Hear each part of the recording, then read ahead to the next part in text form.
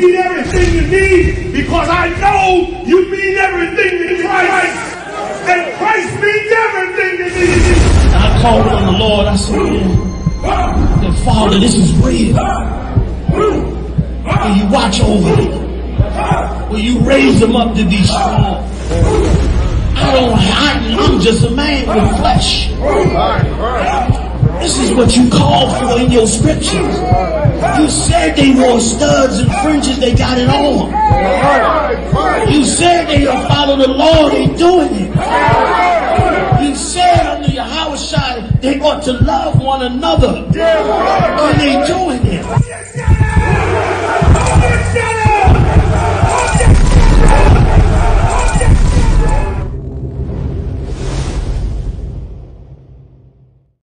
We're in front of the Israeli School, Universal Practical Knowledge, the Philadelphia Division, here at 3226 Cheltenham Avenue in Philadelphia.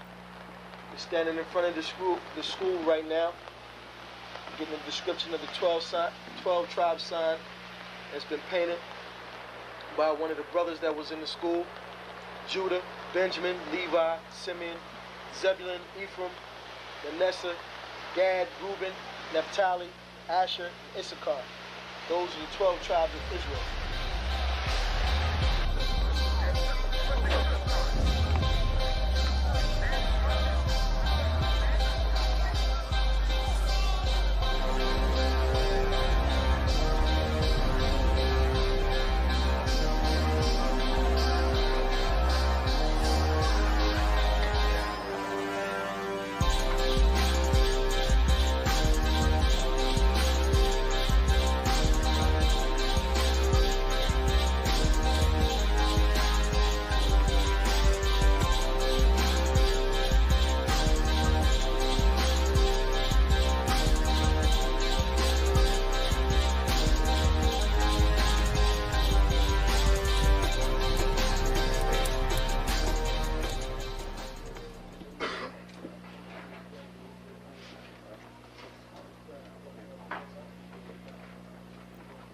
Shalom.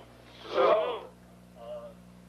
You've been waiting for this day, so this day has finally come. A lot of you have been wondering where this knowledge that you've been hearing is coming from, and the powerful truth that you've been hearing, how this was established.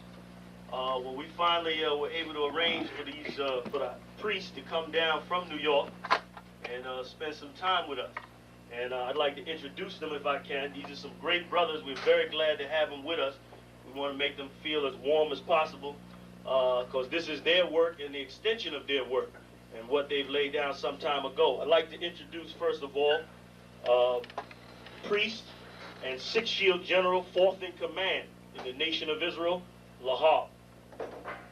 I'd like to salute this brother, Majo. Barak.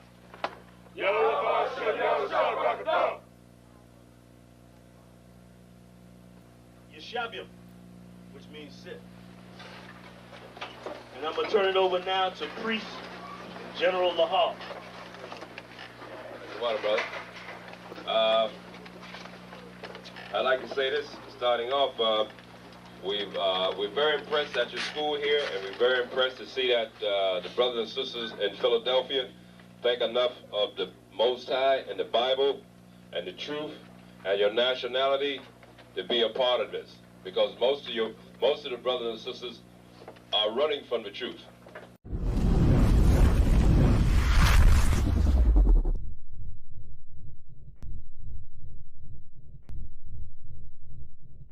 Welcome to ISUBK Detroit. Check us out on all social media platforms. Classes are Monday through Saturday. Monday is the history class from 7 to 9 p.m. Tuesday is scripture breakdown. Wednesday is biblical law class. Friday, Lashawan Kodash, Hebrew language. Saturday, the Sabbath service. Check out our community service program. We have food and clothing drives, helping the people in need. And we also have felony expungement services available. join us and get involved.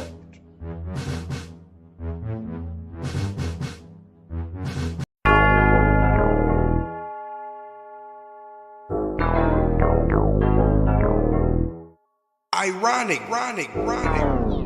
You know the truth is the truth, that's all I know.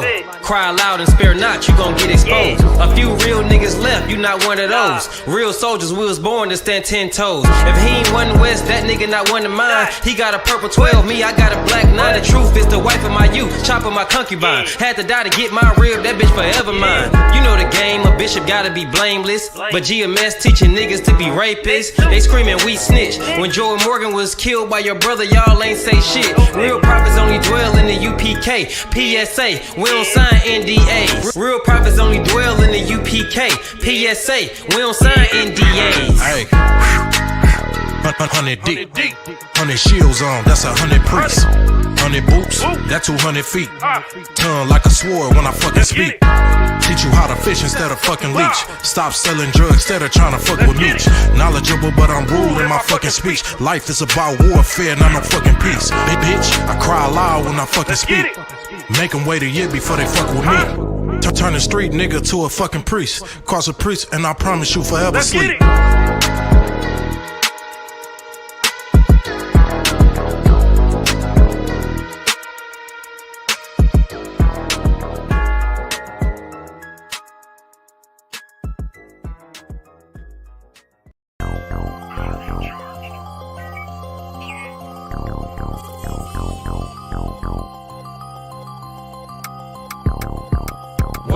One West, that's who we are, nigga. One West. So who is y'all, nigga? One West. We want it all, nigga. That's who we are, nigga. So who is y'all, nigga? One West. That's who we are, nigga. One West. So who is y'all, niggas? One West. We want it all, nigga. That's who we are, nigga. So who is y'all, niggas? UPK soldiers got them killers with me. And I don't fuck with every spot cause it's too iffy. Real motherfucking prophet cause the Lord with me. But don't get that shit twisted, I got Drake's with me. Yeah, bitch, and that whole 50. Run up on me wrong, you gon' catch 60. Wait, you gon' catch 20. The other 30 for your homies, bitch, I got plenty. And I'll shoot this motherfucker till that clip empty. Taking orders from your bitch, you a fucking simpy. Shit, should be televised. The way I'm cutting niggas up, bitch, I'm a samurai. Niggas swear they in the truth, but telling hella lies. Stumping like you Greek, bitch, you Hellenized. The revolution gon' be televised. And what I see in my vision gon' leave you petrified. One West, that's who we are, nigga. One West. So who is y'all, nigga? One West. We want it all, nigga. That's who we are, nigga. So who is y'all, nigga? One West. That's who we are, nigga. One West. So who is y'all, niggas? One West. We want it all, nigga. That's who we are, nigga. So who is y'all, niggas? UPK soldiers lead cowards in awe. So fuck a gas stop, I came with 6 pumps in my car. My niggas ready to swing, we like kids at the park. So touch a chair around this bitch and we breaking your jaw. They think we Christian, but we not. Nothing about us is soft. I don't know what you niggas on, but that shit get you off. We booted up. We came to take zones for real. Black 40 under my garment, I be dressed to kill. Fourth dimension sitting linger, I be fresh for real. Putting scripts on your corners, but these here ain't pills. We rock covers. You official if you know those drills. Bread and water, you official if you know those meals. Yeah, you niggas soldiers get rolled over. You got police in your pocket, I got a judge in my holster. Oppressors out to get us, so remain sober. Or be chained to them chains till there's nothing that remains of us. A cult leader like Christ, we got the same culture. I bang on them, tell my enemies the reign's over. I up the sig and keep pulling like a chain smoker. The game ain't changed, One West stayed the same on them. One West, that's who we are, nigga. One West. So who is y'all, nigga? One West. We want it all, nigga. That's who we are, nigga. So who is y'all, nigga? One West. That's who we are, nigga. One West. So who is y'all, niggas? One West. We want it all, nigga. That's who we are, nigga. So who is y'all, niggas? Niggas talking prophets, yeah, we got plenty. We the reason why it's Israelites around the city. Call Kazak, tells the rock, bring Shamar out. We about to slide on them, see what niggas talking about. Young dog think he wise cause he a Kim head. That shit lame, they didn't survive, nigga, Kim is dead.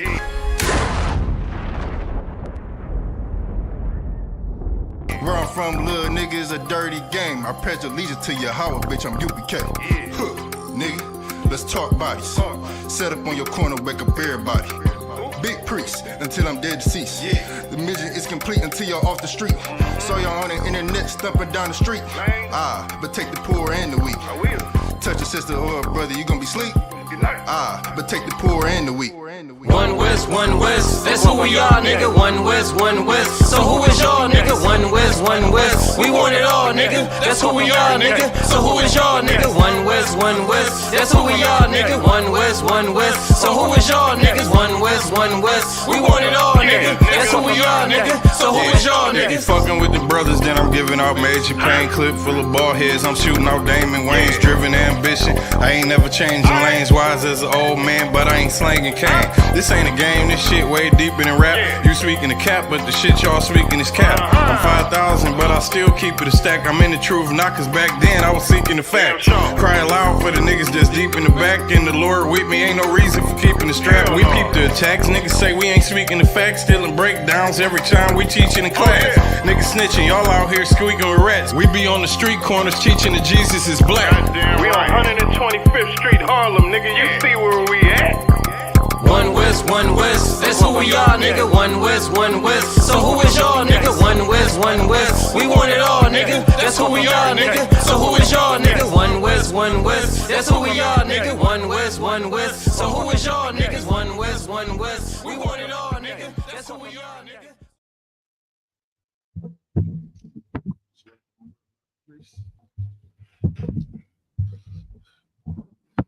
All right.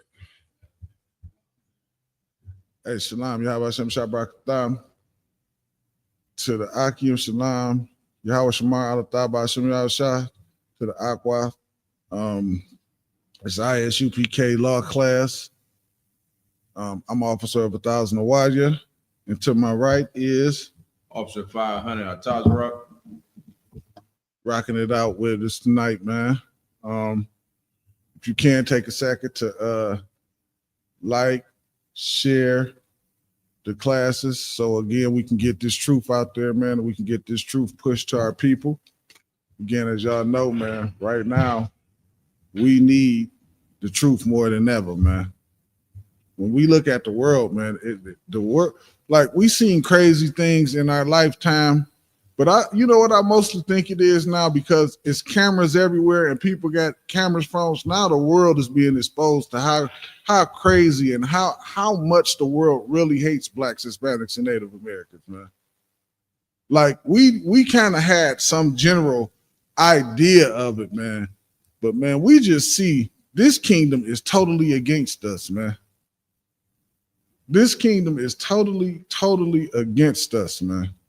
So it's so important that y'all like and share the classes, man, to push this truth, man, to let brothers and sisters know they have a place where they can come, man, where they're not going to be abused by the oppressor, man. That's right. They need to know they have a place to come to, man. They need to know they have a rest haven, man, where they can come in here, man, and they can get something that they never had in their entire life. And that is love from brothers and sisters, man. They can come in here and get a taste of this brotherhood that they've never experienced in their entire life, man. And guess what? They can be protected from the oppressor when you come in here, man. All right. So with that being said, just make sure y'all like and share the classes, man. It's an important thing, a very important thing, man. So just make sure y'all get that done. All right. You want to chime in? Something like you good? Okay, cool. No sweat. All right, we got my man, the Tazarok in here, man. So, like I told y'all, we was gonna do, before I go any further, man, my brother Tazarok, my main man, he also graduated Hebrew Academy this year, man. That's right. And if you can, Tazarok, if you can, just touch on that just for a minute, your experience, what it was for you. Just kind of what kind. I think that was a heavy experience for me, you know, growing up the way we grew up. You know, you never seeing the sense of what you learn in Isupk when it comes to brotherhood. You know what I'm saying? To endure for the Lord, it's a different type feeling that you get when you make it out of there, you know, when you make it through trials and things of that nature, you know what I'm saying? Then our instructors, they were so heavy that they taught us so much. They taught us how we go to war with our brothers, how we help our brothers, you know what I'm saying? How we build each other up as a team, you know what I'm saying, under the Lord. So my experience with Hebrew Academy was very heavy. And I really promote that every brother that's actually in ISUPK should, you know, if you got that will, go through that fire. You understand? Go through the fire with your brother and come out on the other end, and you will see, you will be a different man. You know what I'm saying? You will look at things totally different than the way you looked at them before, you know? So I learned a lot out of that, man. You know, that was something so heavy in my life. That was probably one of the heaviest things that I ever dealt in my life. You know what I'm saying? It was times where you think you ain't gonna make it through.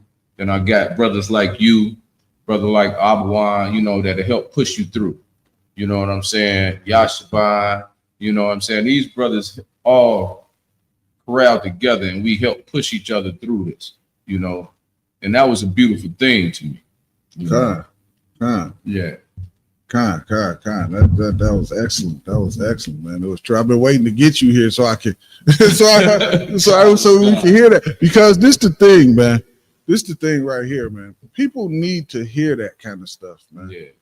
They need to hear that kind of stuff. And I don't think you understand when you go through something like that, the bond that you forge with the brothers right there in the field with you, man. Right. It's such a thing.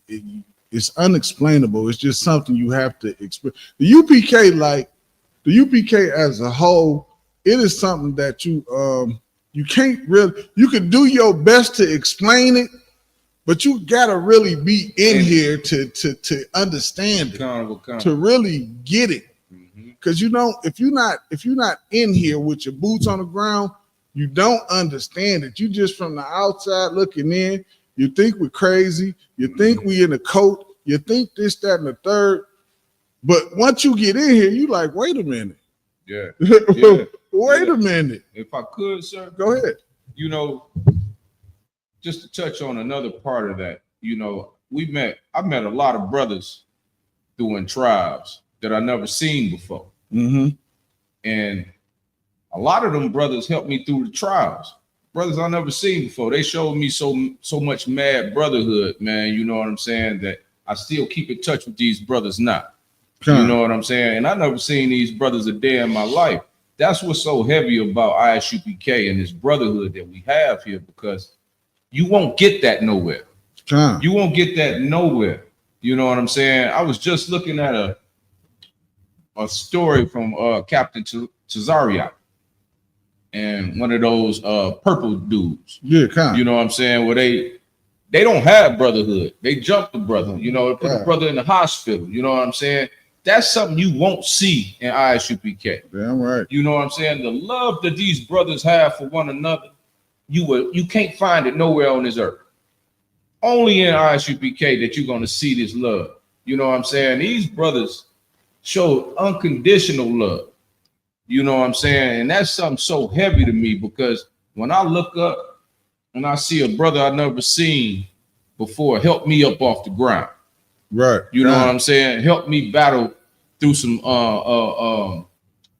I just say battle through some situations to where help me make it through this. You know what I'm saying? You don't find that nowhere. That to me touched me. That was so heavy, you know, that we have that type of brotherhood, and that just made me stronger in this brotherhood. You understand? Damn right. Excellent. You are absolutely 100% right, man. A lot of people, it's just like I said, man, it's something you got to experience. You have to experience, you know what I'm saying? If you were here, it's something you want to go through. You want to go through that fire with your brother. You know what I'm saying? If you feel you don't have a bond, go through that fire. You're going to have a bond that you never had for life. You know what I'm saying? It ain't nothing like the bond you build when you go through that fire. It's nothing like it. All right. Give me 1 second. My phone is acting crazy. I'm trying to get it to act right. What the hell is going on? Trying to do a sound check. I told you, can you do a help? Yes, our sound is good. Okay, can't throw it. Yeah, I just want to make sure we good. Okay. Yeah. Okay, yeah, we too out. Slack. We should did that in the beginning. I should make sure we had that in the beginning. All right. Let's get to it. First thing we want to pull today, I want to start with. Did you see that story? Did you see that story about the I think it was Ohio, the Ohio story where the brother lost his son? You know that's heavy, because I was hoping we kind of touched on it. You talking about the brother that unalived, that officer that unalived his son? If I could, to me, even watching the court case when he walked out, that brother showed so much heart. He walked past them with his head high, because they've been taking our people from us since the beginning of time. And they think it's okay. But when we stand up for ourselves, when we stand up for our kids, you know, you're talking about a father. Damn right. You put here to protect your family. You know what I'm saying? We supposed to protect our family, but yet he go protect his family, and he wrong to them in their eyes. They look, if you seen the way they looked at that brother, they looked at him like they wanted to kill him right there while he had handcuffs on. You know what I'm saying? There's videos showing when he was in court, and they filled the courtroom with all these officers, you know. But they threw his brother out that was trying to be for his support. You know what? I seen that. So he can't have support of what he going through, but yet you gonna tell me they can have support for what they going through.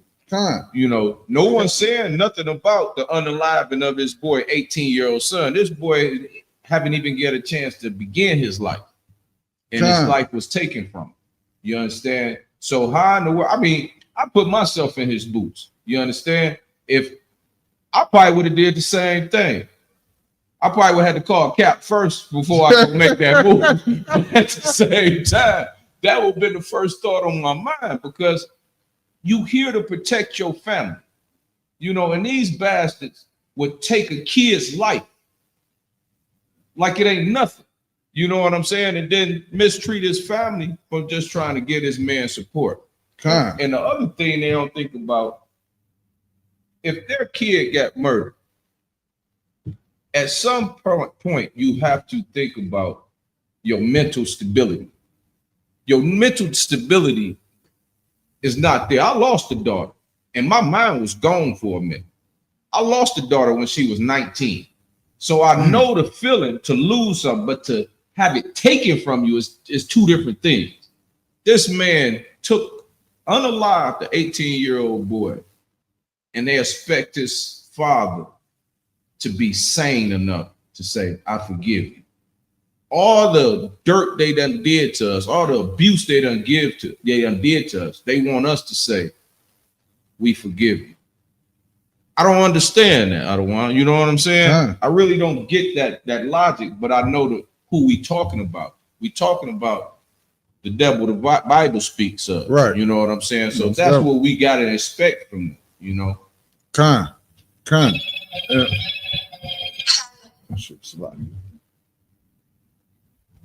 Slack. But one thing about that too, man. He unalived that young man's son, man, and then lied. Yeah, and then lied about it, which shows. And here's the thing: everybody know he was lying. Everybody knew it. Yeah, it's not like it was well, maybe he could have been. What they was doing, they were just trying to make it justifiable. It's their way of sweeping it under the rug, man. And that happens all too often inside the Black community, which is why I don't understand why in 2024 do we have to argue with somebody about joining the oppressor? Why are we? What are we talking about here? Why do I have to continually suffer in silence? Why do I have to be okay with my people being unalived? Yeah, con. Because it had the shoe been on the other foot, they probably would have strung that young man up. Yeah, especially in Ohio. Con. Especially in Ohio. I'm gonna tell you the truth, man. If you Slock, if I could, go by all means. If you look at the way the setup is, you see all these school shootings. Mm-hmm. We have across America, we have 1 or 2 school shootings a day. Con. Look at who's doing the school shootings. Con. You understand? But let it be people that look like us that's doing these school shootings. It'll be all hell breaking out. It'll be all over the news. We got to do something about this. Mm-hmm. You know what I'm saying? We got to throw the book at all. Each one of these little white bastards, Slocky, it just angers me because each one of them to do it, the first thing they say is it's a mental disorder. They got mental issues. But in the case of this brother right here, he didn't have no mental issue. Come on, man. If you lose your child the way he lost his child, you can't tell me that man's mind is the same. Right. You didn't, his son didn't just do something wrong. They purposely unalived his son because they hate black people. They hate black people. Con. You see what I'm saying? And you saw that in court, the way they was looking at him. Yeah. They wanted to tear him a new one. Mm-hmm. They wanted to take him up and string him up. That's what they wanted to do. Yeah. And he walked through proud, like you goddamn right I did. I said, look at this brother. I took a screenshot of it. I got a screenshot of how that brother walked out that courtroom and looked at every one of them white folks in their face and let them know he wasn't sorry for what he did. Nah. You know what I'm saying? And he shouldn't have been, in my book, and I could be wrong, because he shouldn't be taken to life. So, yeah. But we don't advocate violence. Yeah, but at the same time, you could feel his hurt. And you can't take away his mental stress. His mental stability wasn't there. You know what I'm saying? So, and then you just years of this, years and years. That's the problem, right? That's the thing right there. It's just years and years on top of this, man. And sooner or later, a person is going to explode. Now think about this. Had they really cared, they would have gave the justice to him. Because if the father would have got justice, it wouldn't have happened. Then maybe that wouldn't have happened. But you gonna tell me, you see what I'm saying? The guy that unalived his son is still free to move around. Yeah. He's still free to be an officer and had an opportunity to unalive another young black kid.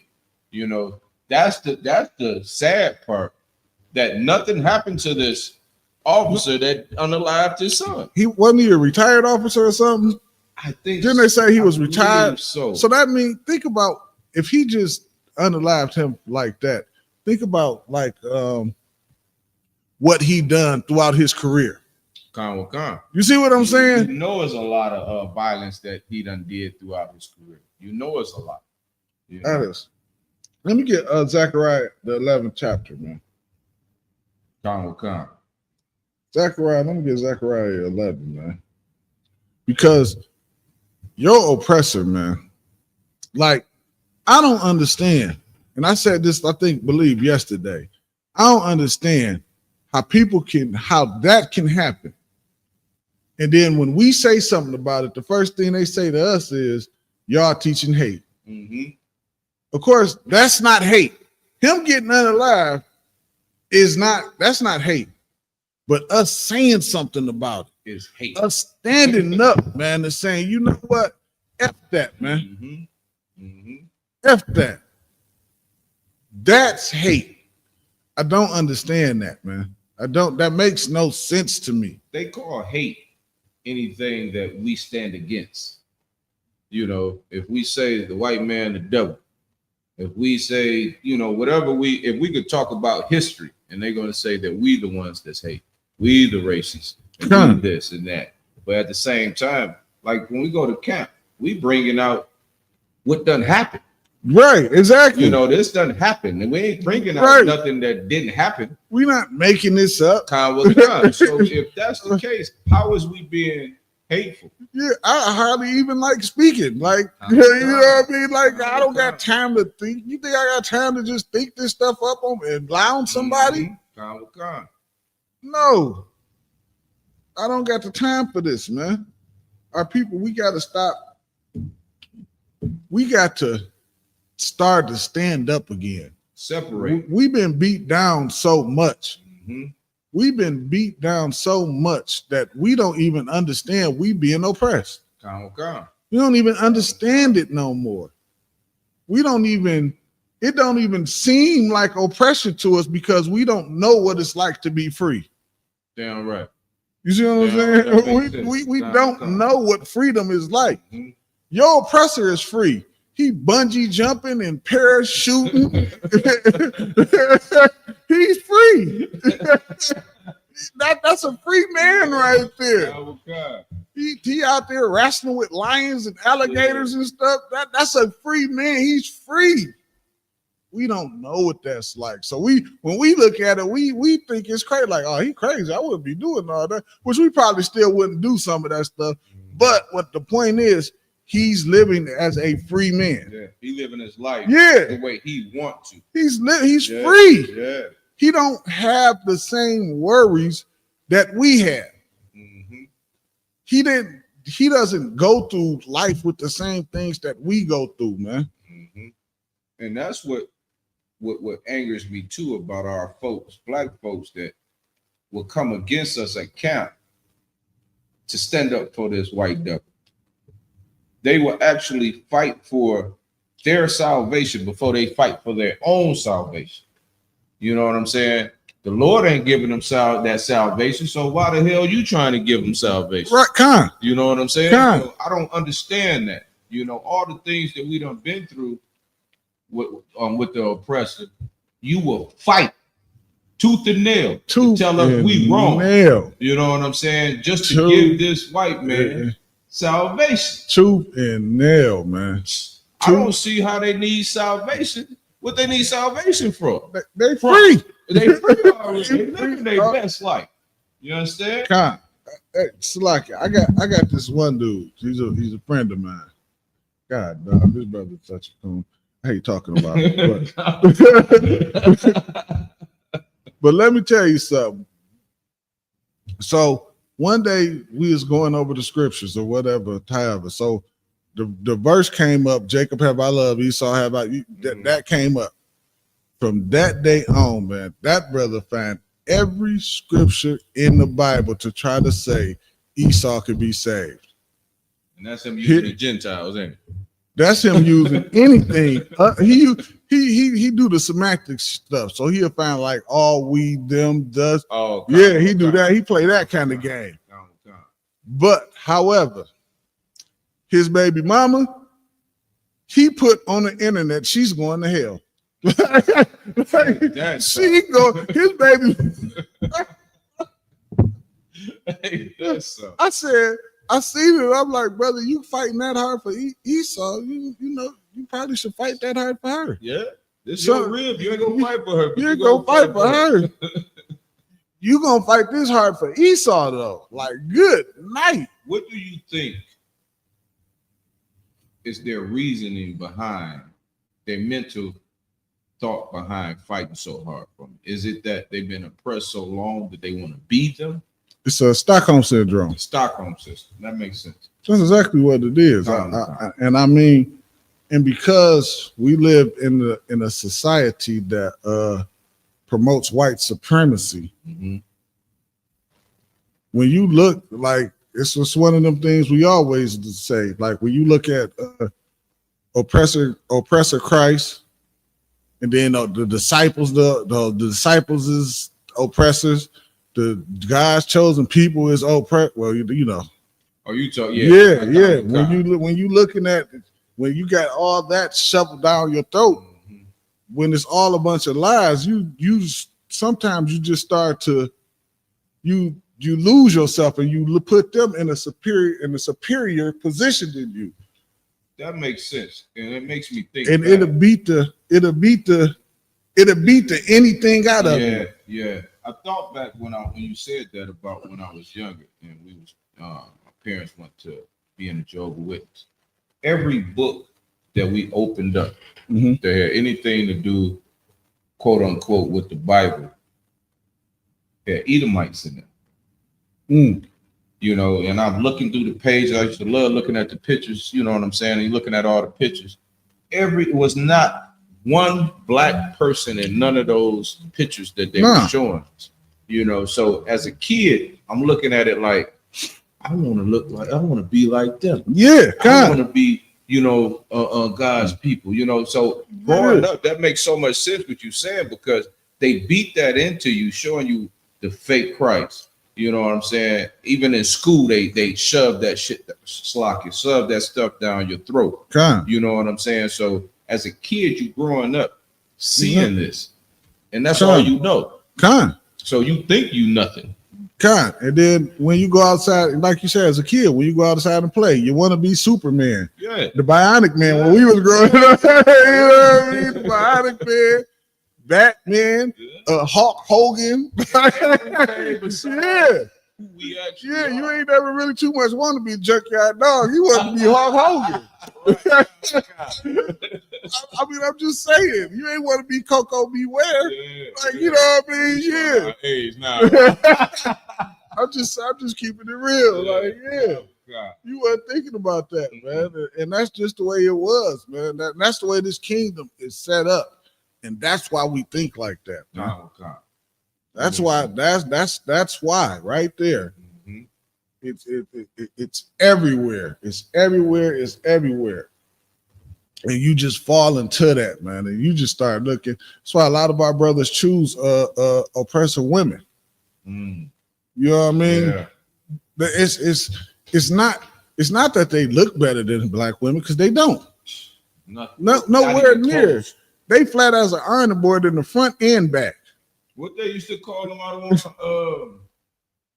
what they used to call them when they get them a white girl and they walk around with them, they was candy. They just like it's a trophy. That's what I was going to. It's just a trophy for them to feel like a sense of accomplishment, and they not like the rest of you niggas. You know what I mean? They not like y'all. And they definitely ain't, because they got them they got them a oppressor woman, and she knows how to listen. She's not like a sister always running her mouth with her neck rolling. And but I don't know a black man that seceded. That's just, but all that is made up foolishness in their mind, man. Makes sense. That's not the reality of it. That's TV. That's TV. That's reality shows. Yeah. My rib don't act like that. Damn right. My rib don't act like that, and she don't be around people who act like that. So I don't know where they get that from. I don't know where that's coming from. That's the difference between Isupk and the rest of the world. You know, that's the difference with us, because we talk about heavy brothers like Captain of Dark, you know, Commander General Yohana. Forget about it. These brothers teach us to where we know how to raise up our ribs. You know what I'm saying? The sisters that's in the school, they know how to conduct themselves where it's proper. You know what I'm saying? So you're not gonna see these sisters on video twerking and all of this stuff. So that's the biggest difference between Isupk and everywhere else you can find. You know what I'm saying? That's why it's so important to get in these classes immediately. Man, this is beyond important. And this is what I always say about that, man. You want to get into these classes before the Lord force you to have to come in here. Yeah, right. You don't, you don't want to feel that. You know what I mean? You just want to just come in here voluntarily, man. Yeah, right. Come on, don't be scared. I know a lot of people say we look rough, tough, and scary, but man, there's so much love in here. You're gonna be overflowed with love. You know that for them to say how we look so hardened and this and that and the other, But these same people that say that is in these neighborhoods right now, standing next to the drug dealer, standing next to the robber, standing next to the, you know. So I don't see. I think the hardness they see is the hardness that how we go hard for the Lord. Yeah, that's what they don't understand. Yeah, that's what you see. A lot of it got to do with brothers just really wanting to do what they want to do. Damn right. They own lust. Mm-hmm. They don't want to quit smoking weed. Mm-hmm. They've been so oppressed that they think the weed is the thing to do. You know, think about a brother in the world. He wake up and his day ain't going right till he smoked that blunt. Yeah. His day ain't going right. Yeah. You best, if he ain't smoked that blunt yet, you best be getting out of his way. Yeah. Yeah. and that's crazy because we've been there. God. So it's like, even to this day, I talk to brothers and I always break down where I was at and where I'm at now. You know, because I was that brother that wake up in the morning smoking, middle of the day, still smoking, end of the day, still smoking. And then all you doing is killing your brain cells, killing yourself, tearing up your lungs. Everything that you doing that you feel that's comfortable to you, that you like, you killing yourself. That's all you doing. You killing yourself. So that's why it's so important to recognize what you shouldn't be doing.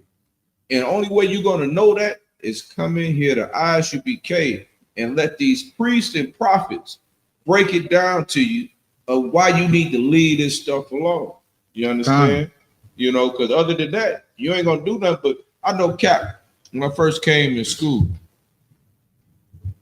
I told him about a demon I was battling with that was smoking. And he used the scenario to me. He said, you know what you're doing? He said, you basically, each time you smoke, putting that blunt or that cigarette to your mouth. He said, you taking a gun, you spin it around just like you playing Russian roulette. That's what you're doing. Russian roulette with your life. That's what you're doing. You know what I'm saying? And that right there, let me think, man, let me leave this crap alone because I don't need it. You stronger than that. You know what I'm saying? That's what a lot of black folks don't know. They don't know the strength that they have. That the Lord gave them. The Lord gave you a strength that no man on this planet had. You know, his kids, he gave us a strength. And we got to stand on that. You know, stop chasing your own lust. And that's where it's at. We chase this our own lust, what we like to do. But everything you think about, everything you like to do is killing your body. It's killing you. So why would you want to like to do that? It's self-destruction. Yeah, it's self-destruction. That's what it is. And it's like that because the oppressor promotes those things, man. Promotes those things towards us, and we don't understand it. You got that in Zechariah 4:11. Start at 4. Read that. This is Zechariah chapter 11, verse 4. Go ahead. Thus saith the Lord my God, feed the flock of the slaughter. Feed the flock of the slaughter. Who is the slaughter, man? The slaughter is the children of Israel, man. We get slaughtered inside of this kingdom here, man. That's right. Everything, like the brother was just bringing out, everything that we do, that we are taught inside of this kingdom under our oppressor, it is self-destruction to us, man. All right. It is nothing ever builds us up. Think about, we get joy out of sleeping with another brother's rib.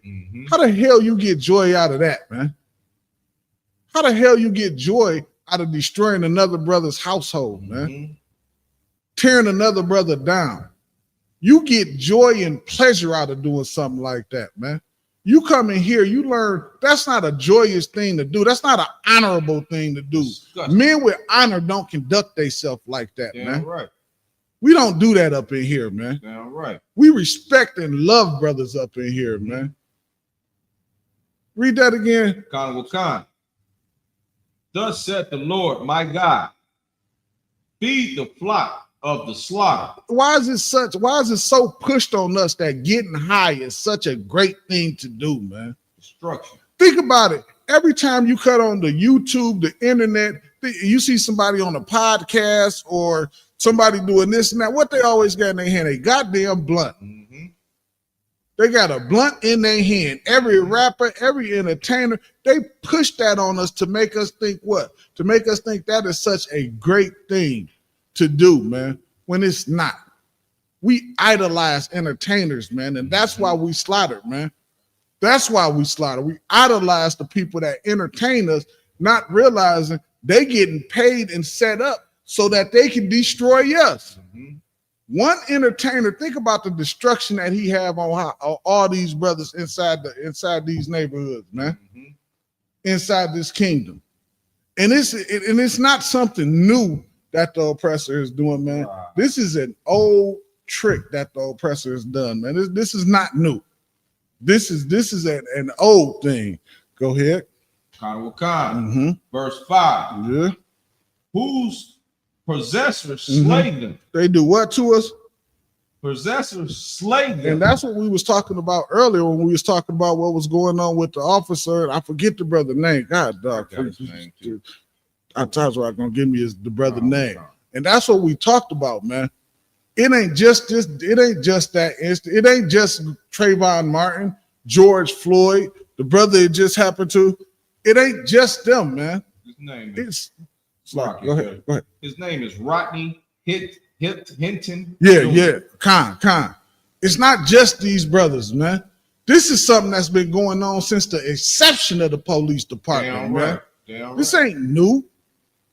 This ain't just started. This thing just started. Let's just say 2020 in the 2000s, 25 years. They ain't just started there. This been going on since the start of the police department, man. It's almost I'm damn near feel comfortable saying the police department was set up to mess us up. Well, Salaki, if I could, it's damn near it is, because that, if you think about it, we can go back in history. Prison systems was made for us. Prison systems began after what quote unquote slavery. And that's the only way, if you look at it, when you go to prison, all your rights, you're a slave, basically. You basically a slave. You got to move the way they want you to move. You got to wake up to when they want you to eat. Everything that's set up is for us. You know what I'm saying? If you look at who's going to jail, who's just like what they had. Remember the Jump Out Boys? Jump Out Boys wasn't in the big folk. The Jump Out Boys was not in Bloomfield Hills. The Jump Out Boys wasn't in Grosse Pointe. They was in this neighborhood right here that our school in the hood. And who they looking for? Us. But the biggest criminals is in Grosse Pointe, Bloomfield Hills, and they looking for us. That don't make sense. You know, that's what makes you know all this that we deal with is a setup to destroy us. You know what I'm saying? That's why it's so vital that we understand this and know how to come out of that. You know what I'm saying? Because what we doing is everything they promote, we jump on. They put clothes out here with a high price tag, and you see a rapper with these $1,000 pair of shoes. What you want now? Now I got to go out here and sell drugs to get $1,000 pair of shoes. Now I got to go out here and rob me a brother for $1,000 pair of shoes because you see this on TV. You see this on online. You know what I'm saying? So everything we do as a people is following what their blueprint for destruction, and that's what we need to get out of. That you absolutely right, man, and that lets you know how integration really hurt black people, man. That damn Martin Luther King. Because we sold all our businesses to go work for the oppressor. We literally put ourselves back in slavery. We literally did it. And then here go the kicker. Once they gain control of all the jobs and stuff, they start moving all the jobs out of our neighborhoods and start moving all the drugs in. That's exactly how it happened. That's how everything started closing and all the drugs started coming. And the first thing we think about, we got to make some money. Yeah. This is what we got. They gave us this. You know what I'm saying? We start partying and having a good time. Yeah, but it's all a setup. for our destruction. All they set up for our destructions, man. It's all they set up, and that's what we reading right this second, right here in Zechariah. Go ahead, where we at? Who's possessed the slater? Khan. And hold themselves not guilty. And do what? Hold themselves not guilty. And they hold themselves not guilty. Because what they do after that, then they look at them and then they look at us and say, Look at them. Look at them, man. Just like you were saying about the weapons earlier. You know what I mean? General Muhammad bought something out so heavy. He said, when we do it to each other, it's look at these animals. But when they do it to when they do it to one another, they blame it on the gun. We got to get stricter gun laws. We have to have stricter gun. But when we do it, we just animals. Them, it's the gun. There's something wrong with the gun. The gun, we need tougher gun laws. And that's the same thing they do each school shooting. Tougher gun laws. Yeah, we got to make it harder for our kids to get these guns. For their kids. Yeah. Hell with us. They throw all the guns in our neighborhood. All the drugs. I was just about to say they drop the guns off in crates in our neighborhood. They drop them off. Yes. And they know when you in a sunken place or condition to where you feel you can't come out of. You don't have nothing. You growing up, you can't feed kids. You know what I'm saying? And all of these things is put in front of us through the oppressor. So we struggling trying to feed your kids. I remember growing up again. It was time I used to think my mama she forgot to feed us. You know what I'm saying? Stuff like that. And I know my father always had a job, but he'd get laid off for about 6 months or something like that. So it was tight. And the first thing that'll come to a father's mind when he's thinking about supporting his kids, I got to do something.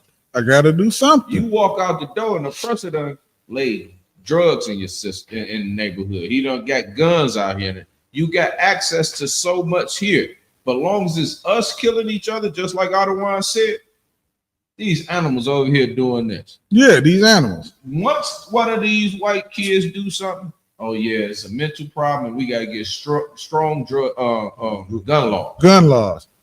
Now, if it's us, they got to get strong, like you said earlier. They got to get stronger laws to lock us up. That's it. That was that. Yeah. That's it. Hell, we're fixing the problem. Yeah. You know what I'm saying? They got to lock us in these up. neighborhoods.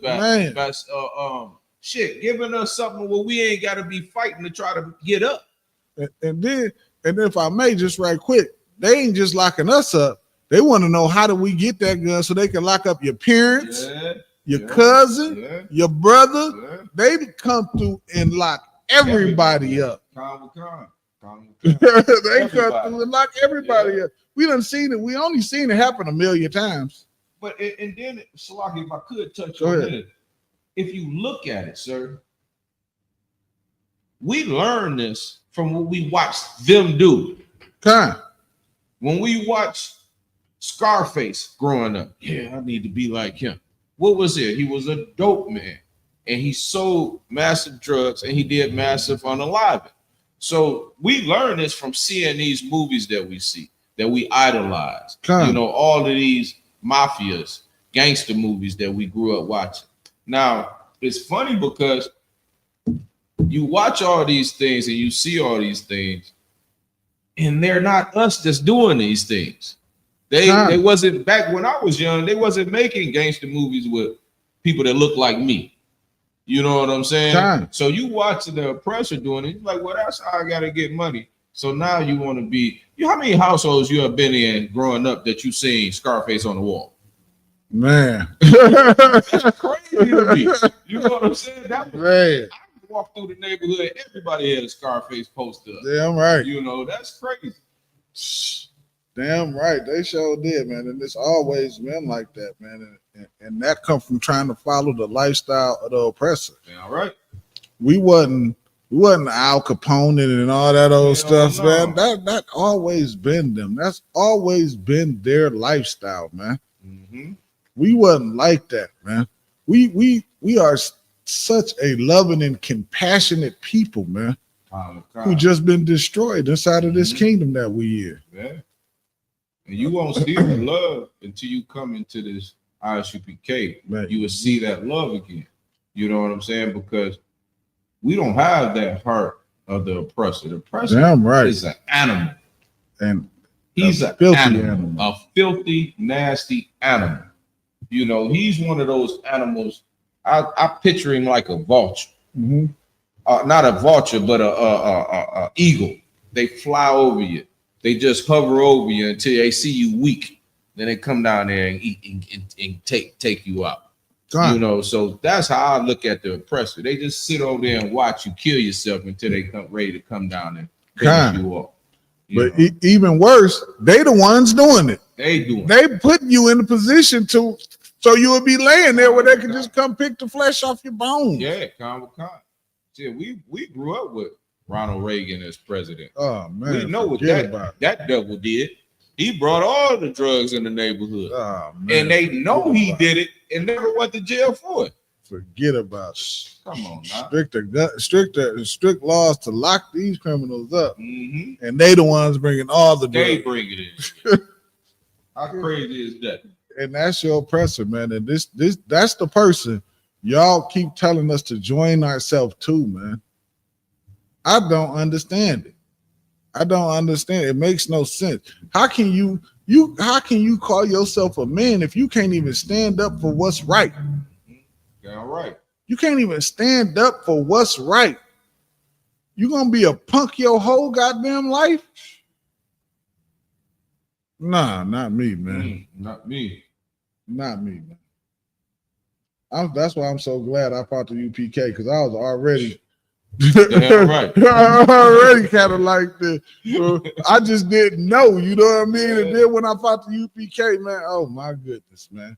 And that's why I couldn't do it. My foot in here, I ain't taking my foot out. Man. You know what I'm saying? Once you in here, it's a love, it's a bond, it's a brotherhood. And the things that you learn that you never knew growing up, you know, in this world, you would never know that. Ain't nobody gonna tell you what these priests and prophets of ISUPK gonna tell you. Right. You understand? They really gonna let you get your power back from the Lord, you know, that knowing that you the Lord's chosen people. That alone should give you that strength to know the hell with these devils. You understand? The hell with it. You can go ahead and live your life. You got to deal with them day by day because you got to buy service. But my point is, why is they when they fight for oppressors' salvation after all of this things that we deal with on the daily? It beats me. I understand to some degree because a lot of us, we got raised in Christianity. But here's my thing: once you hear the truth, and that's why it's so important to you know what I'm saying? That's why it's so important to like and share these classes, man, and get that out there. Because once you hear this, man, you be like, hold on, wait a minute. Are you telling? Because like at first when I heard it for the first time for myself, it kind of threw a loop because I had never heard nothing like this before. Me too. But I just started listening. Like I was intrigued. Like it's like, now wait a minute. Now the brothers is coming straight out the Bible. And hold on, wait a minute. What they saying is true. Wait a minute. I never heard about slave ships coming here on ships until I came here. Man, I've been through several religions. I never heard none of that. You ain't never heard that. That's what I'm saying. I done dabbled in Islam, Christianity, all kind of stuff, and I never heard nothing like that. I never heard Jacob have I loved and Esau have I hate. I never heard about Christ only coming for Israel. I never heard about Solomon being black, nigga being in the Bible. I never heard none of these things. I definitely never knew everybody in this book besides Esau looked like me. Man, I never heard none of that stuff, man. Come on, man. I never heard it. And it just, you know, it just caught me hook, line, and sinker. Start back from the top of 5 again, slide. Get too far. Zechariah chapter 11, verse 5. Whose oppressors slay them, and hold themselves not guilty. And hold themselves not guilty. And they that sell them say, what do they say? Blessed be the Lord. They that sell them say what? Blessed be the Lord. They say, blessed be the Lord, man. They that sell them say, blessed be the Lord. Like, who in the hell else could this be talking about? The Chinese people don't even believe in the same God. You know what I mean? They ain't saying, blessed be the Lord. The East Indians, all they 860 guys that we just seen them throw in the river during COVID, they ain't saying, blessed be the Lord. Yeah, right. This cannot be talking about nobody else, man. No, this can only be talking about you, Black, Hispanic, and Native American man, and your oppressor.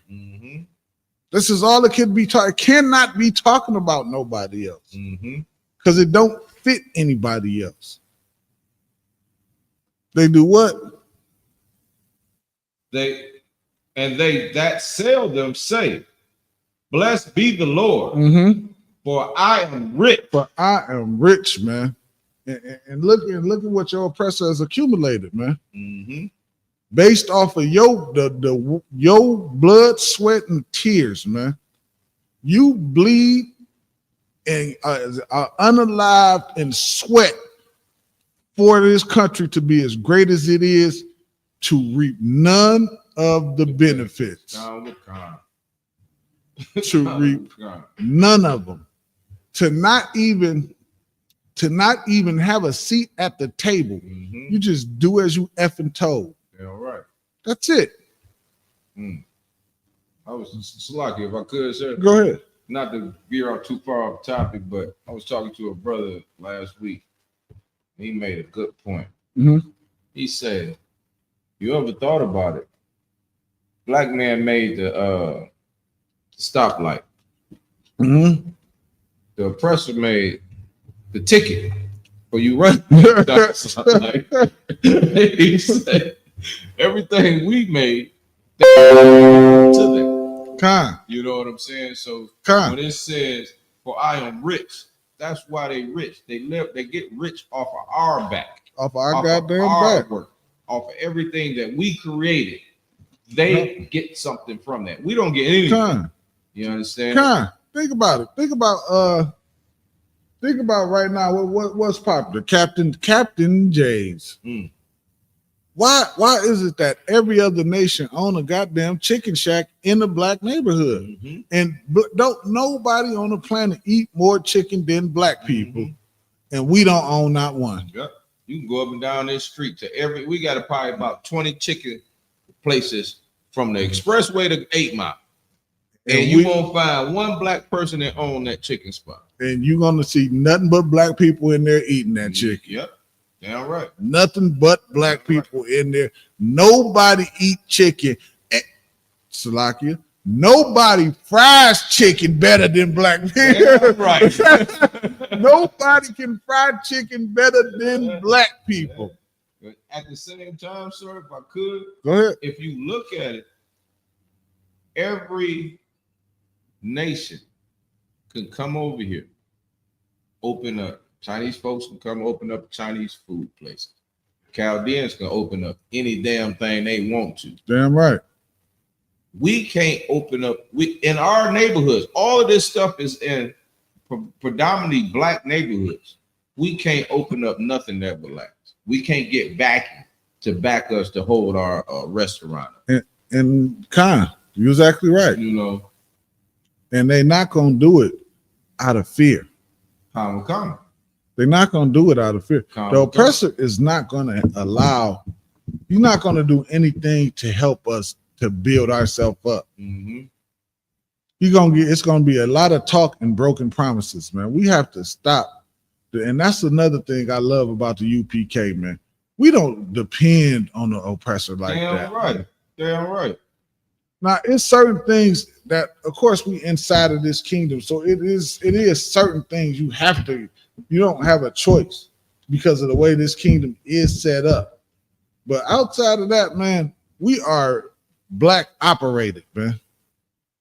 We are Black operated inside of this kingdom, man. And as we should be, man. The oppressor would never let a black man get a chain of Captain J's chickens. Mm-hmm. I'll say the right black man, because you got these, what you call that brother earlier? Uncle. They get him all day long. Cool. They can have what they want, long as they know they sliding with them. You know what I'm saying? If you look at the truck rally, you seen a million of them black guys out there with the truck stuff. You know what I'm saying? But they still fear what? I cannot think of the brother that started Burger King. Forget the brother name, but it was a brother that started Burger King. And what they did was they came together and offered them money and bought them out. Oh, wow. I didn't know that. Now, Burger King is set up in different corporations. Like one corporate, like I worked for Burger King in Jackson at one time. So that's the Carroll Corporation over there. So they Burger Kings is set up like that. In Detroit, it's a different one. Like it's set up in corporate. That's how they divided it. Oh, okay. And they came together and they bought, they fear black people coming together, man. They fear it. Why do they fear it? Because what do they know? They know about Black Wall Street. Right. They know about Seneca Village. They know about Road. They know how great we really are, man. We just don't know it. We got to tap into that, black man. We got to stop shorting ourselves. We out here following this oppressor, trying to be equal to him when we are greater than him. We're better than him, man. The only thing he should be doing is kissing our goddamn boots. Damn right. That's it. Damn right. He should be bowing down to us when we walk past. And he will be. He's going. Oh yeah, it's going to happen. It's going to happen, man. That's why I'm reading this. It said, "Whose possessors slay them and hold themselves not guilty." They don't feel a sense of compassion. They don't feel wrong about it. It's like to them, unaliving us is like putting down a horse with a broke leg. That's what it is to them. They don't look at us as human beings. We try to be equal to a people that don't look at us like we're human beings. What they used to say we were, 1/4 of a, 3/5. 3/5 of a human. 3/5. Yeah. So they considered us actually animals, part animal then. You know what I'm saying? They haven't changed the way they think about us. And that'd be crazy when they tell me that, that was 20 years. What do you think they taught their kids? Yeah, damn right. Like, what do you think that they was teaching? What do you think get passed down from generation? And you know that's what get passed down because we sitting here talking about, you just said the brother name and I forgot it that quick. But because we still sitting here talking about the brother in Ohio who was just unalive for no dang on reason by a dude that wasn't even an officer no more. But you know, we still sitting here talking about it. You can actually, black folks actually should be able to tell how great we are for the simple fact, even in slavery, our women nursed their kids. Damn right. Our women breastfed their kids. Right. They raised their kids. They taught their kids. They knew, for them to think that we was 3/5 of a person, they still had enough sense to say, we're going to have her raise these kids. Damn right. You know, and was comfortable with that. So many of these white kids get raised by a black woman. Yeah. By a black woman. You understand? And now they look at us again like we nothing. You know what I'm saying? But yeah, you know, we put a stamp in this place where they know. See, and that's the crazy thing, because they know how powerful he is more than we know as a people how powerful we is. You understand? So that's what we got to get in our head to know. We are the chosen ones of the Bible, chosen ones unto the Lord. We have to learn this so we can know and get our power back, our strength back through the Lord. You understand? Stop following that damn oppressor. Stop thinking that if you do what they do, you will be a better person, because you won't. You won't. Only way you're going to be a better person is to get in here, learn how you need to conduct yourself as a child of God, as the Lord's children. Then you can be a better person. Damn right. Damn right, man. That's the only way. That's the only way to get that power that you're talking about that the Lord got for us, man. It's the only way you get it, man. Damn right. You can't get it from smoking, from getting high all goddamn day. Killing yourself. How you gonna do it? You high. Come. You ever been around somebody and when they get high, they just all of a sudden they seem like they get smarter. They think they get smarter. They can break down the elements of everything. They think they get smarter. Yeah, they think they get smarter. They can break down the elements. Ever see the square root of 9?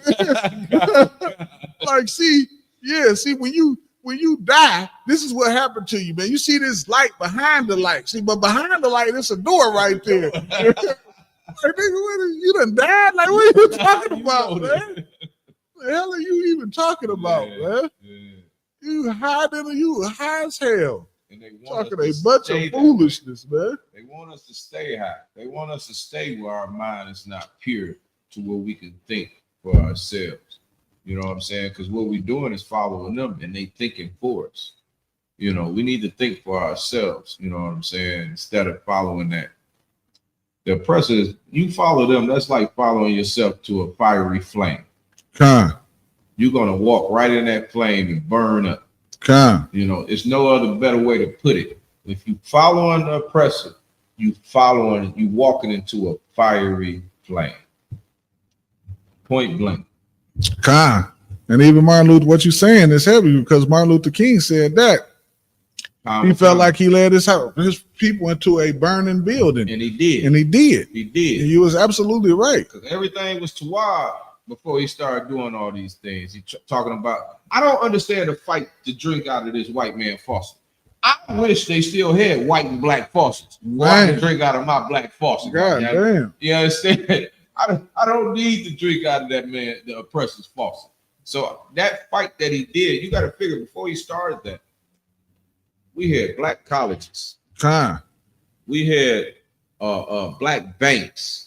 We had, and they fought so hard for us to just go into a school system with some white kids and got all of our people beat, trying to put us together. And that don't make sense because we was doing fine by ourselves. We was doing just fine. And we need to get back to that. Get by ourselves. You know what I'm saying? Separate from that. You understand? And we gonna get there. We can get, like I said, we can get there voluntarily, or y'all can just wait till the Lord how you do it. Damn right. However you want to do it, it's happening. You might want to do this it. Thing is happening. That thing is happening, man. The Lord said everybody going back to their own nation. That's what the Lord said. So I don't even understand. I don't know what, like, sometimes I be questioning, like, because I don't know what Bible they be reading. Like, maybe the Bible I'm reading is, maybe we got a different Bible or something. I don't I'll be lost sometimes. They makes no sense that new word translation where a white man that translated the scriptures to what, you know, one thing Captain Tazariak taught me too was, it's the difference in the Bibles is interpretations. So it's word for word. And then you have what that person that's writing the scripture interpreting it as. So you got to figure, if the person don't want you to know who you are, he gonna interpret that the way he wants. So that new word translation, throw that in the garbage. Throw that in the garbage. Throw it in the garbage, because evidently it's not, that book is not. That's why I never read these things until I got in here and they told me to get the King James 1611, because I walked around with the new translation. I didn't think it was no different. It's a big ass. It's a huge difference. Yeah. It's a huge difference. Yes. Where we at on that? Let's just finish that up right quick. And their own shepherds pitied them not. And our own shepherds pity us not, man. Think about how Christianity has been the moral compass for black people. And then look at the mess that's right outside your house on your block. Your block look like a goddamn airstrike hit it. There's so many vacant lots there. Damn right. Look like an airstrike hit. It looked like the Iraq war happened on your block. That's Christianity fault, man. Yeah. Because while you suffered and was on drugs, couldn't get off of drugs, while your mothers was prostituting on the corner and those different type of things that you was going through, mothers out there selling their daughters and all kind of stuff, while all of those things was going on and you was suffering, they got rich off of it. They got rich. Oh, God. They got filthy, stinking rich and told you, don't worry about it, just pray. Mm-hmm. Don't you worry about it, just pray. That's all they told you. They never gave you the help that you think. If Christianity was really wanting to help you, they could have stopped a lot of this stuff. Christianity would come through, and they got the money to do it. They would come through and buy every empty lot in Detroit and build in the black neighborhood and build. They can buy every gas station. The Arabs could have never came over here and had any gas stations. Like y'all see me pointing because our window right there. So I'm looking at exactly what I'm talking about, and I'm pointing to it. But it's there, and there's something could have been done about it if they wasn't such selfish, greedy bastards. Mm-hmm. So it's like we got some questions on because I can't get to. I've been trying to get to my damn YouTube. I can't get to it to see. All right. We got any questions or not? Wow. Okay, tomorrow. Right now. All right, that was heavy what you was just saying though, Ottawa, because if Christianity really wanted to help, you look at these pastors, got private jets, driving $200,000 cars, houses almost $1 million, if not $1 million. You telling me they can't? Just like the Wyans. The Wyans church is in the hood. So when he walk in and out of his church, he see the destruction that it had on our people. You think he trying to put $1 to that to help? Hell no. His full objective is to put $1 in his pocket. That's all they care about. So Christianity is just total destruction if you following that. That's total destruction. You understand? They ain't doing what we doing, coming out of our pockets, making sure we feed our people, making sure we clothe our people. They're not doing these things. You understand? They just lining their pockets, buying new cars, new jets, and stuff like that. You know, it's just like the pastor, jet. Yeah, just like the pastor say, lock the doors. Lock the doors. I need this much money out of every person in here. He was trying to get $40,000. And you know what they do, man? What's so sickening, man? This is a sickening thing, and I'm happy you said something about them jets, man. He said we need a jet so we can travel all over and preach this ministry. God damn it, that jet money. It's a projects right down the street from from your church. You know what I mean? Yeah, right. You need who the hell needs anything more than them? Yeah. Who needs something more? It's somebody in your congregation right now that can't go to the ATM and pull out $20. Damn right. Damn right. Ain't got an ATM card. Man, that much. You understand? Like what are we doing here, man? You know, when they lights get cut off, who cutting their lights back on? Shit, it sure as hell ain't them. Come on. It sure as hell ain't no Christian pastor ain't helping. Commander General Yohana does it. Damn right. Commander General Yohana does it, man. Right. Damn right. That's why I love paying tithes here. Mm-hmm. Because I know Commander General Yohana ain't about to buy no jet. Damn right. The thought to even do that is not going to cross his mind. Damn right. Damn right. It's not even going to cross his mind. It's not that thought. Like if it's just blowing in the air, it's not even going to blow past his head. It's nowhere near him. He doesn't think like that, man. But you know what he does? He does think about you. Damn right. Think about you and what you might need. What's going on with you? What you might be going through. Your Christian pastor will never do that, man. Commander General Yohana love his people the way Christ loved his people. Man, damn. You understand? Christ gave his life for us. Commander General Yohana would do the damn same if it need be. You understand? That's what's different. Ain't no Christian pastor gonna do nothing like that. They ain't gonna stand up for his people. You know what I'm saying? He too busy chasing the oppressor, trying to live like the oppressor. He's not trying to make sure his people eat, make sure his people survive, and tell them the accurate knowledge that they need to know. Mm-hmm. He just telling them what they want to feel, the good feeling stuff. You know what I'm saying? But he could line his pocket still. Like when I hear stories about Commander General Yohana, and I hear stories like him working 2 jobs and living at the school just to keep the school open. Damn right. To build what we have today, man. The sacrifices that it took to get to where the sacrifices he made to get to where we at, man. No Christian pastor can ever stand close to Commander General Yohana, man. Damn right. You can't do it, man. And I'm gonna follow some Christian pastor or somebody in some fucking Salakia in some purple. Nah. God. Hell no. Nah. It's no way. It's not gonna happen. Not for me, man. You walking into a burning fire. It's not gonna happen for me or some fake Israelite group that do all kind of foolishness, man. I don't even want to say the nastiness they be doing. Yeah. All right, that was it on that. Con, sir. Let's get Proverbs 26. No, Slack 16 and 25. 16 and 25. Proverbs 16 and 25. Yeah, man. I can't do it, man. I can't follow behind.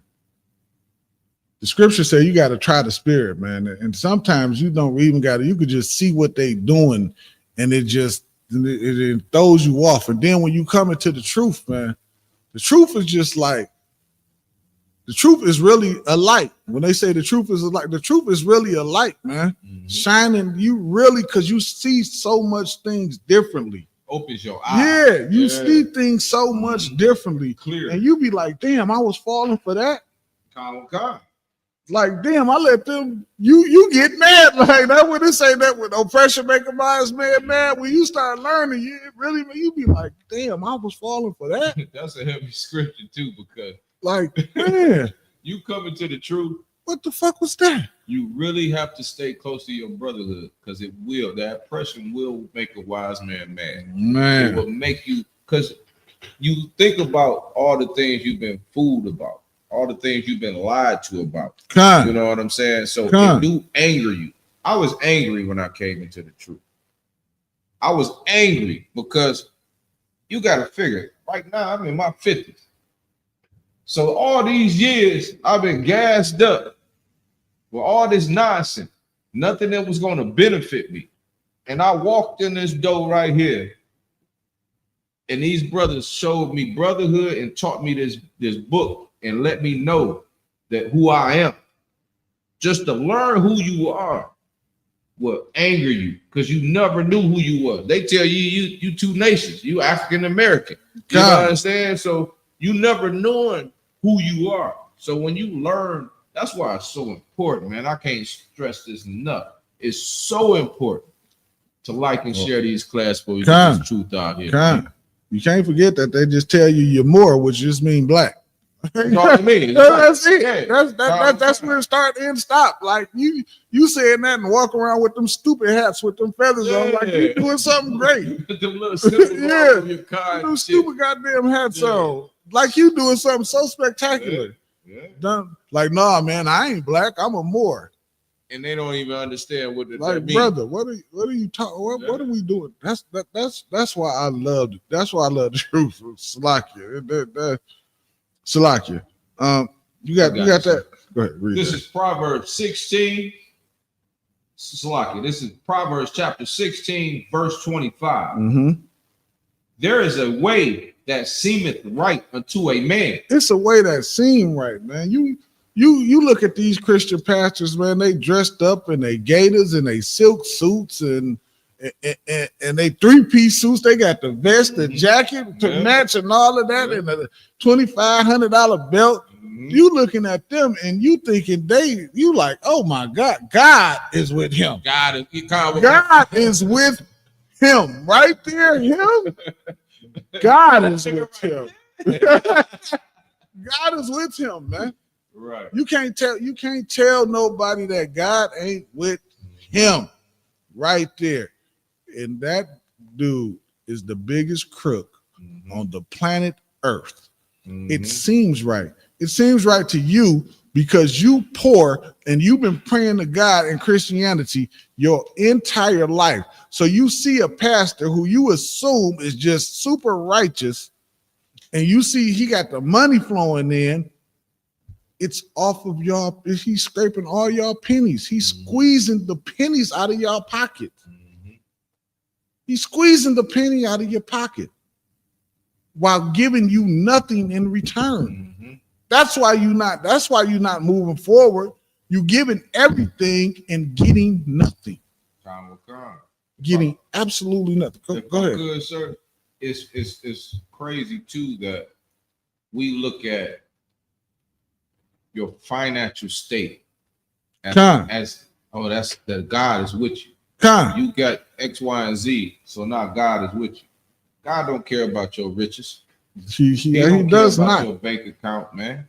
You know, he care about is you following these laws, statutes, and commandments. That's what he care about. Understand? And that Christian pastor ain't following none of them. Not a one. Pork, he doing everything he can possibly do against what the Lord saying we can do and we can't do. You understand? So it's funny that we sit there and look at, that pastor got everything. The Lord is definitely with him. The Lord ain't with him because his whole flock, everybody that's following him is broke. They're broke because they feed his pockets. Because they feeding him.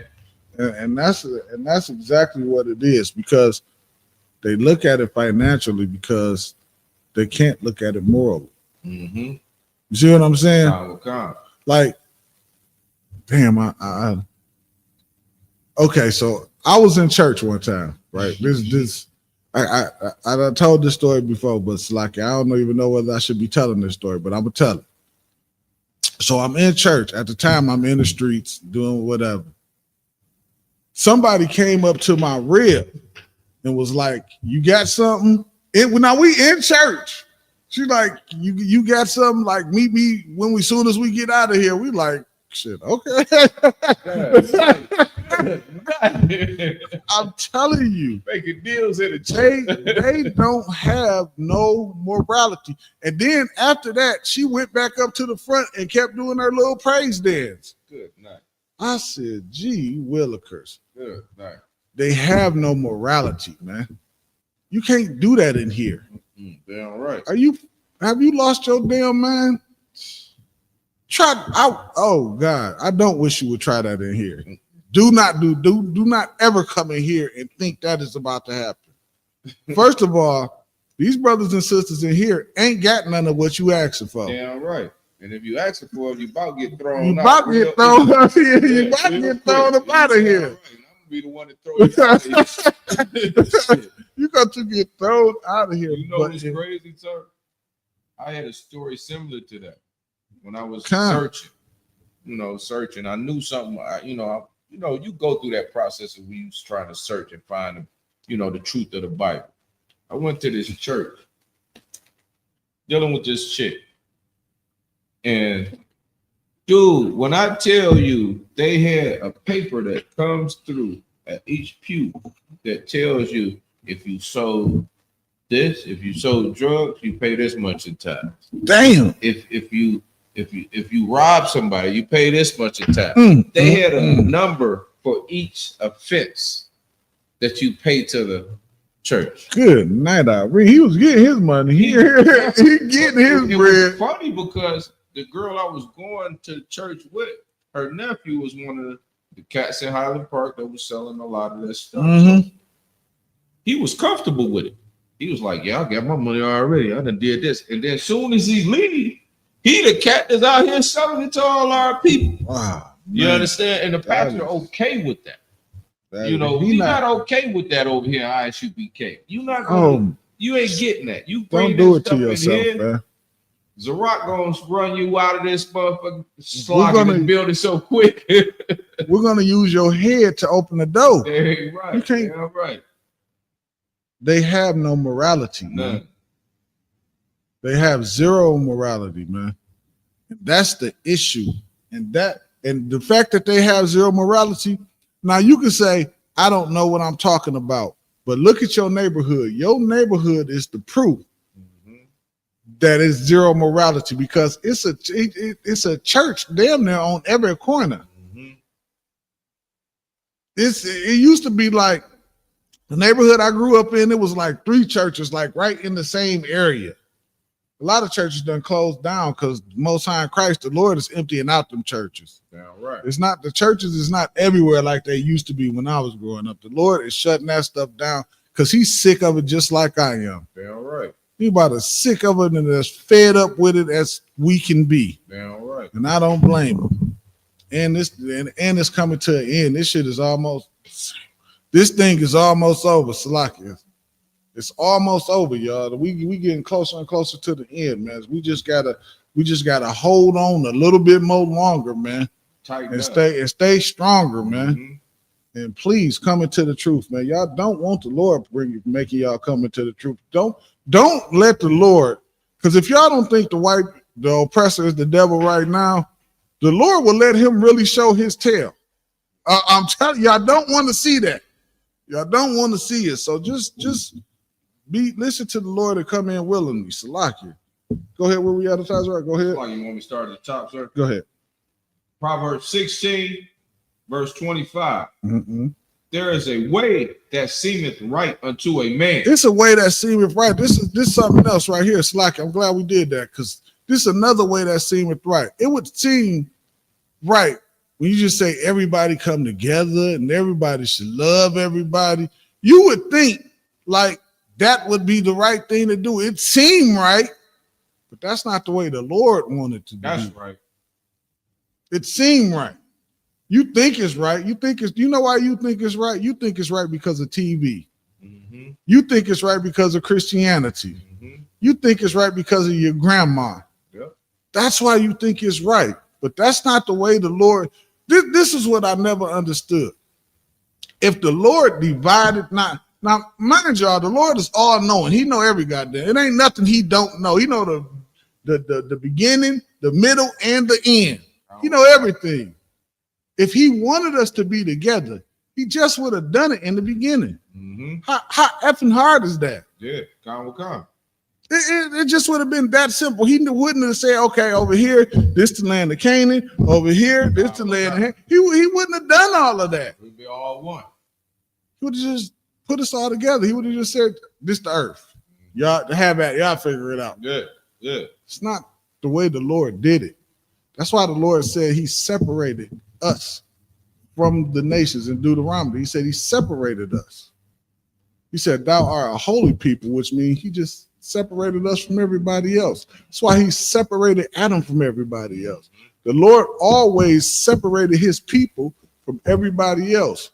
We fall because we so busy trying to be equal to people that's below us. Below us. Come. Like, what's wrong? What's so wrong with the Lord putting us on top? Nobody complains about the small hat people being on top. I never heard brothers. Of course, said, but I know what I mean. I never heard like the argument that we get when we say we on top. Them same people never make that argument against them small hats being on top. They teach that they can lie, steal, and cheat you, and you still say nothing about them. But we a hate group? Come. Now they teaching they can lie, steal, and cheat you, but we're a hate group. Come on, man. This is ridiculous, man. They the biggest hate group out.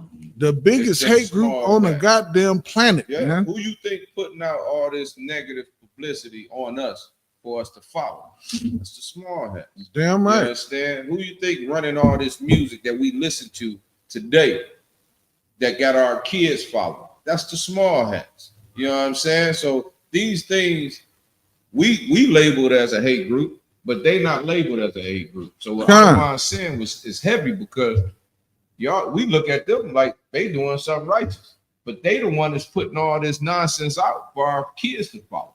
You understand? Man. That's why we see all this murder. We don't see no brotherhood in the hoods no more. You understand?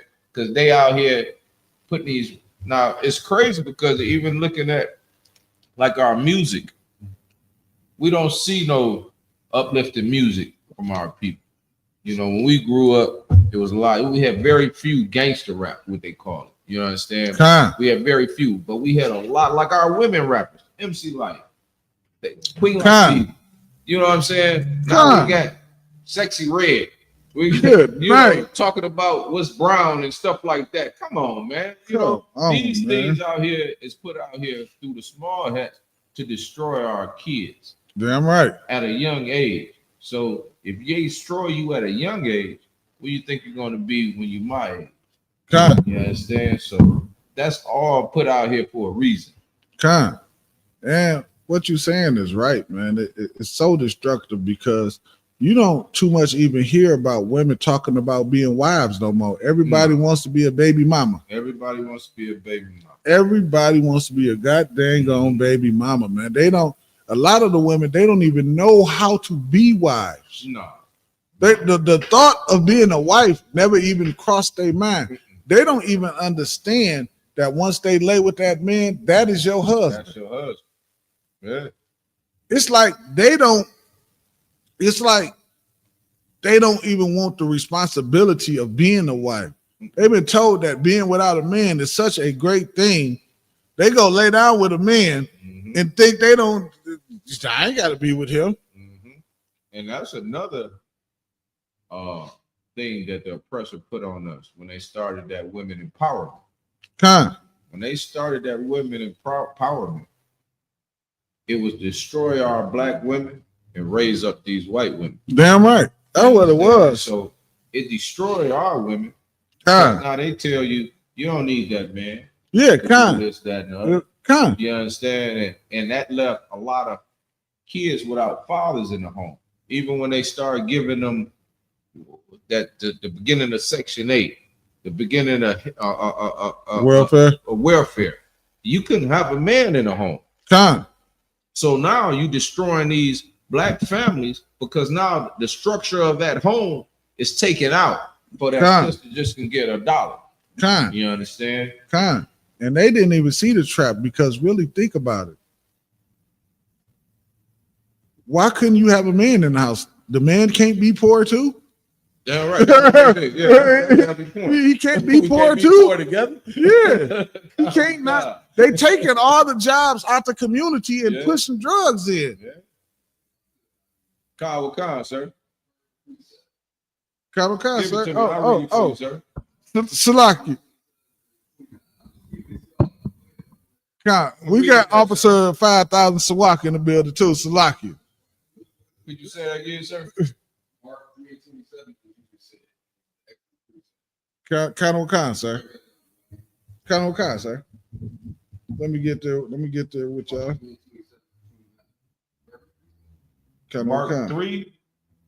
Mark chapter 3, verse 27. Let me get there. Give me 1 second. Oh, Khan, sir. Go ahead. Mark chapter 3, verse 27. No man can enter into a strong man's house. No man can enter into a strong man's house. You can't come in my house. Damn right. It's guns in there. you can't come in there.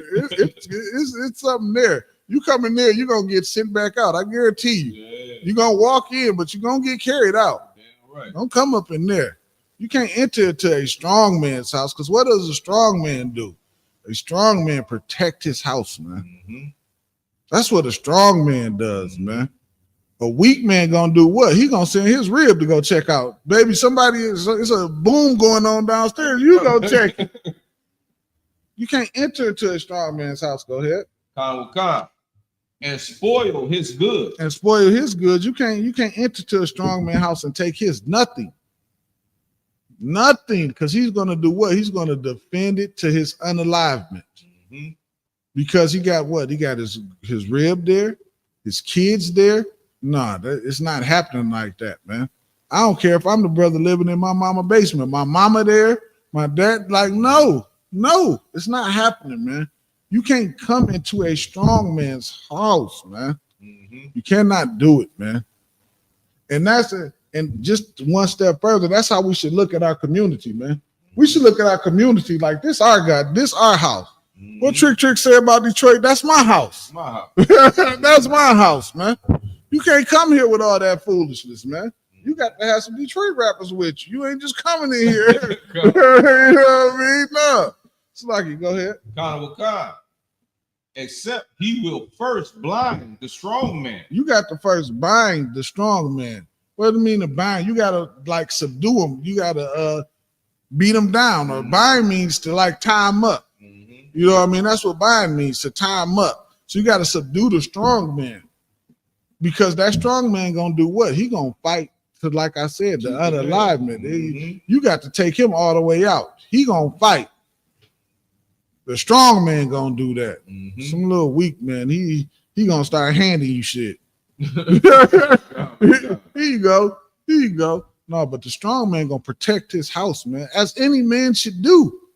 That's your house, man.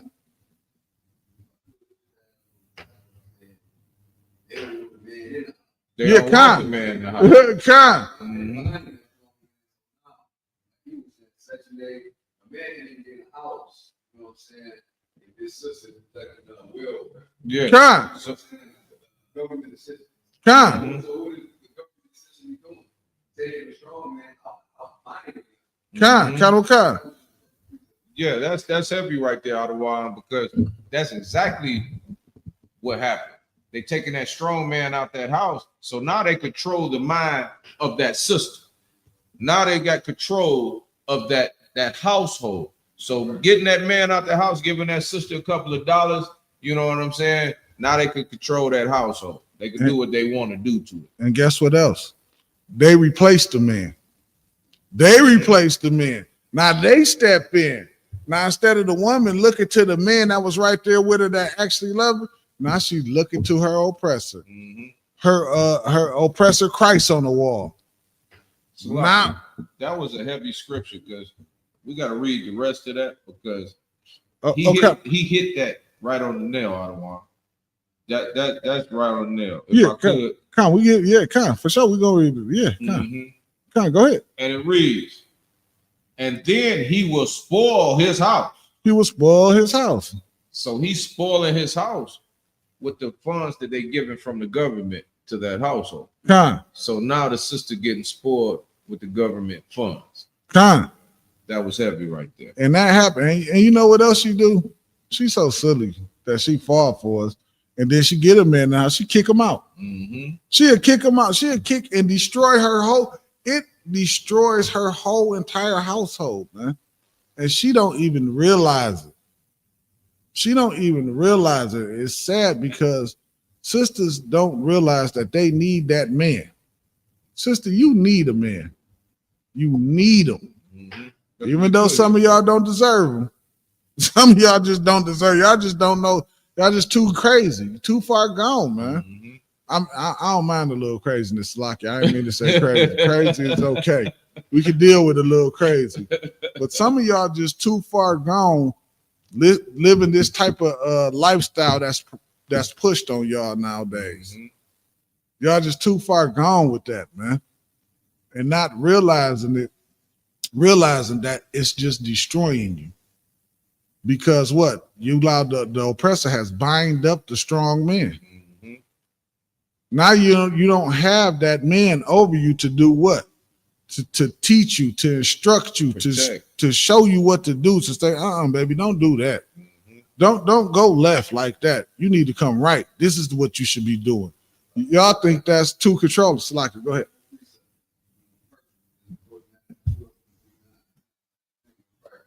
Con, sir.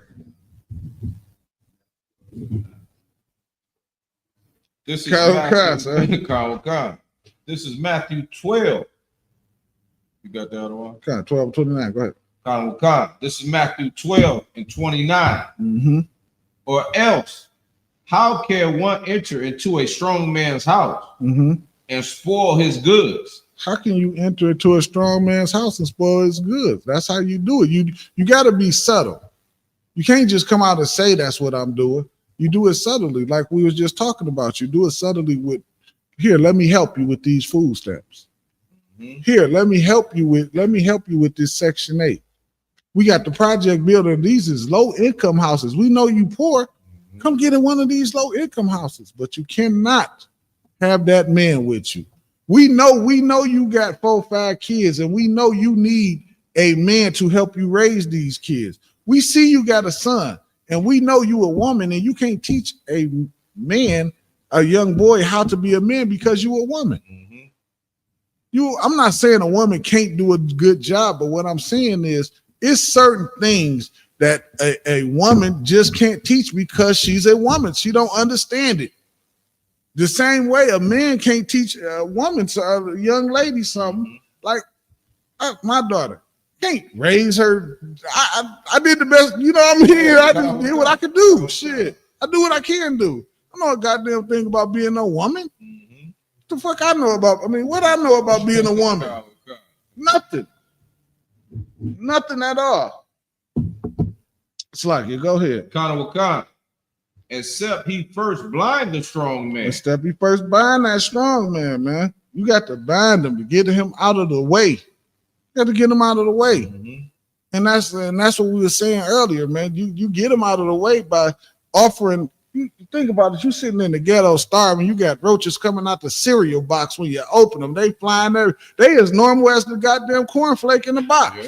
Yeah, and you say, man, I'll help you. Help you from starving so much. I'll ease it just a little bit. Because really the stuff that they give you, it don't really last you all month. No. That stuff be gone in about 2-3 weeks, really, honestly, unless you eat beans every day. You don't have to eat beans and rice every day to live. But just to ease your suffering, but you can't have no men in the house. And then what they used to do, pop-up business. Yeah, pop-up business. Now you got the devil in your house. You a black woman alone in the house with the devil.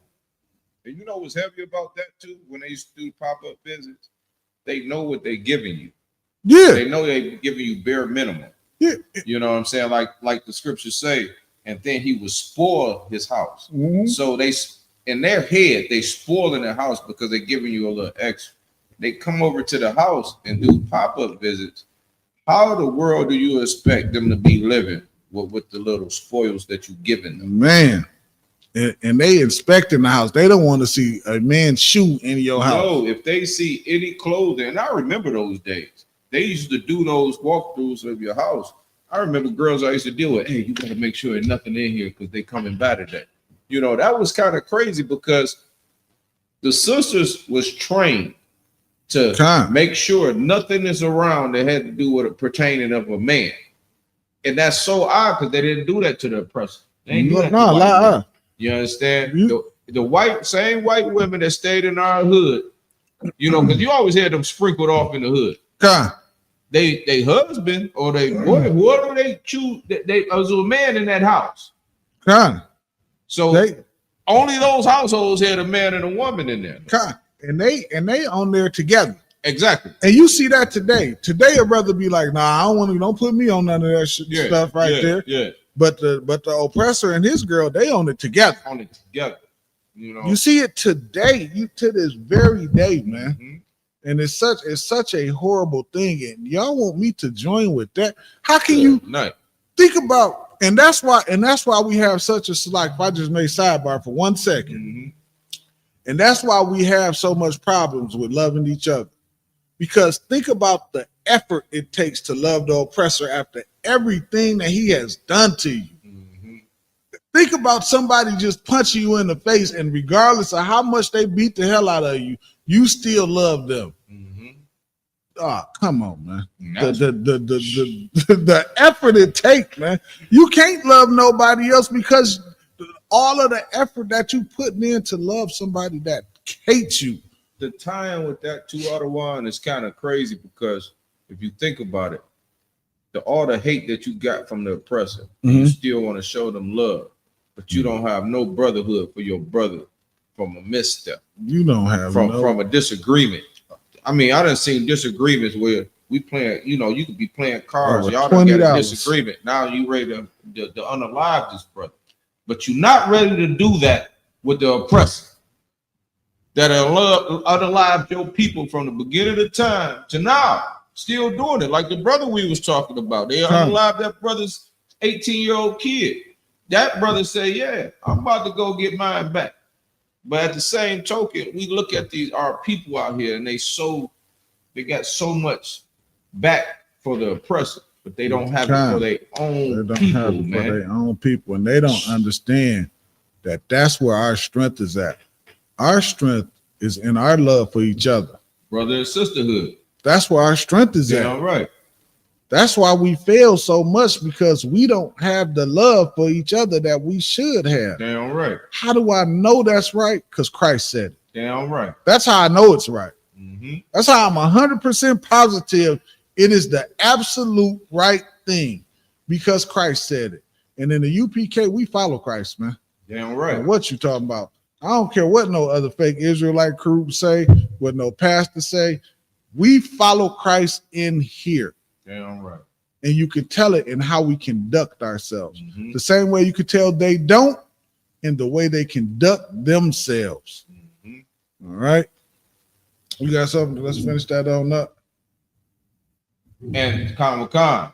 And then he will spoil his house. And then he will spoil his house, man. When you bind up that strong man, man, when you remove that strong man from over his house, then you can spoil this house, man. It was that article I read. I know y'all about that article when they said the dangerous thing in Black America was the Black family, man. Mm. That's the one thing that they fear was the structure of our Black family, man. And you look at what's been done to us today, they've done everything they can to destroy that, man. Mm.